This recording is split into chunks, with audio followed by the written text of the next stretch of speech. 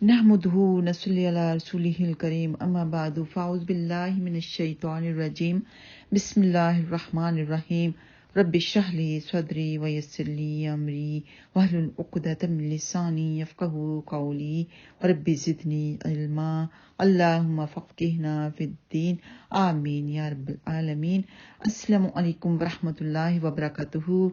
آج آپ لوگوں کو میں حدیث بتانے والی ہوں جو کہ بہت ضروری ہے آپ سب کا جاننا، اور وہ نماز کے بارے میں ہے کہ بہت سے لوگ ایسے ہیں کہ جب سجدہ کرتے ہیں تو ان کے پاؤں کی انگلیوں کا رخ جو کہ خانہ کعبہ کی طرف ہونا چاہیے وہ نہیں ہوتا، پھیلا کے سجدہ کرتے ہیں۔ ایک پاؤں کو پھیلا لیا، دوسرے پاؤں کی انگلیاں پیچھے کو مروڑ لیں، تو یہ صحیح طریقہ نہیں ہے۔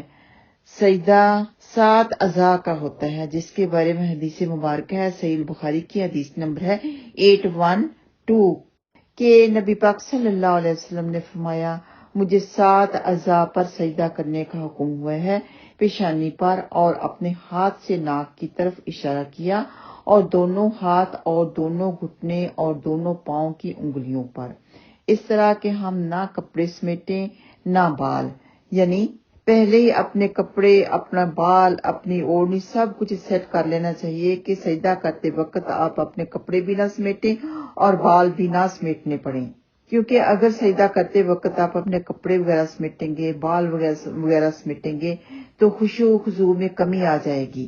اس وقت یہی خشوع و خضوع ہونا چاہیے، یہی آپ کی تمنا ہونی چاہیے کہ ہم سجدہ کرنے جا رہے ہیں، اللہ سبحانہ تعالیٰ سے ملاقات کرنے والے ہیں۔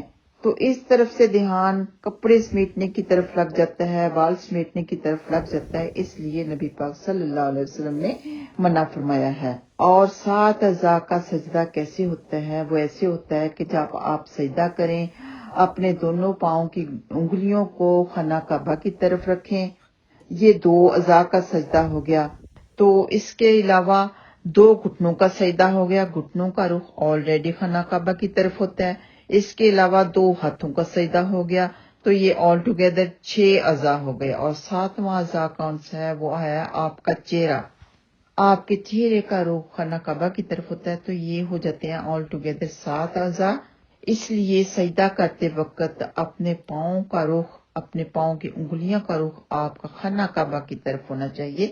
اللہ سبحانہ تعالیٰ ہم سب کو صحیح طریقے سے نماز ادا کرنے والے بنائے، سنت کے مطابق نماز ادا کرنے والے بنائے، آمین یا رب العالمین۔ السلام علیکم ورحمۃ اللہ وبرکاتہ۔